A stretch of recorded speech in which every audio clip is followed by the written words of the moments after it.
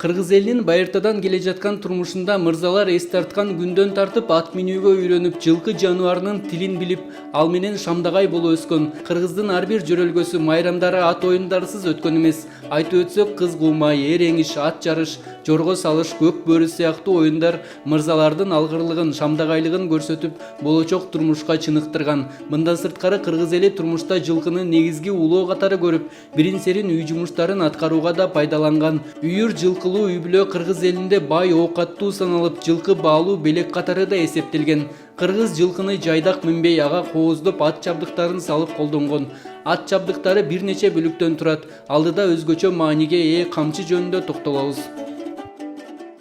Бул сиздер көргөн камчылар негизинен жасалышы боюнча 4 түргө бөлүшөт экен негизинен. Ошол элик сап камчы, табылгы сап камчы, ыргай сап камчы жана теке мүйүз болуп бөлүнөт экен. Бул ошол мына табылгы камчыны негизинен жигиттер көтөргөн экен. Себеби ошол табылгы жеңил болгон жана бышык болгон үчүн ошол табылгыдан камчы жасашкан экен. Ал эми жалпысынан бул камчылардын узундугу 40-45 сантиметр болот экен дагы. Ал эми даражасына карай ошол камчылар дагы бөлүнгөн экен да. Мисалы мырза камчы деп коет экен. Ошол мырза камчылардын узундугу бир аз узунураак болгон экен дагы. Жана ошол усталардын табитине жараша ар кандай металлдар менен, күмүштөр менен саптары кооздолгон экен. Көбүнчөсү ошол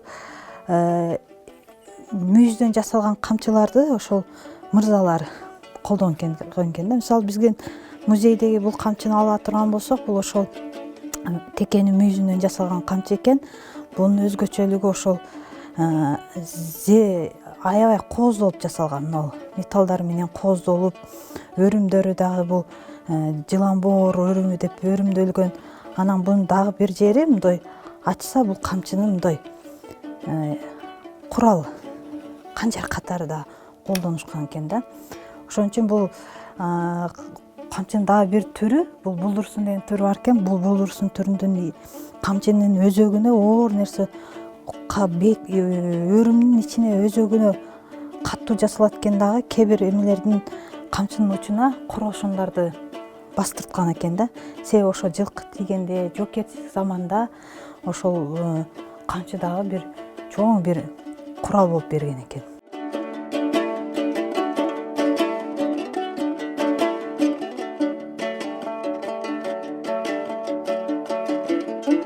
Кыргыздар камчыны пайдалануу аркылуу да айрым вербалдык жана вербалдык эмес маанидеги кыймыл-аракет маанини туюнткан. Муну камчы менен байланышкан ырым-жырымдар далилдейт. Эч качан камчынын башын ылдый каратып илген эмес экен. Эгерде башын каратып илген болсо, кереге бул үйдө жесир, күйөөсү өтүп кеткен деп түшүнгөн экен. Ал эми камчы конок келгенде, камчынын ээрге илип туруп үйгө кирсе, мен шашылышмын, тез эле кайтам деген. Эгерде кончуна салып кирген болсо, мен шашпай кетемин, камылгаңы көр деген маани берет экен. Ал эми камчы сүдүрөп кирсе, бул мен сен менен жолошамын, сен менен жолошканга даярдан деген маани берген экен. Эгерде камчыны бүктөп кире турган болсо, мен кушкабар алып келдим деген маани берген экен. Ал эми ошол эле камчыны мойнуна илип кирген болсо, кечирим сурап келгенин белгиси болгон экен. Эгерде ошол камчыны колтугуна кыстарып келген болсо, мен мал жоготтум, жоготкон нерсе издеп жүрөм деген маани туюндурган экен. Мына ошентип кыргыздар ошол камчыны колдонгондон эле ким эмне максатта жүргөн, эмне үчүн келгендигин билген экен. Бул камчы жөнөкөй эле камчы эмес. Мисалы үчүн өткөн торлордо бул камчыны бийликтин бир символу катары дагы көрүшкөн экен да.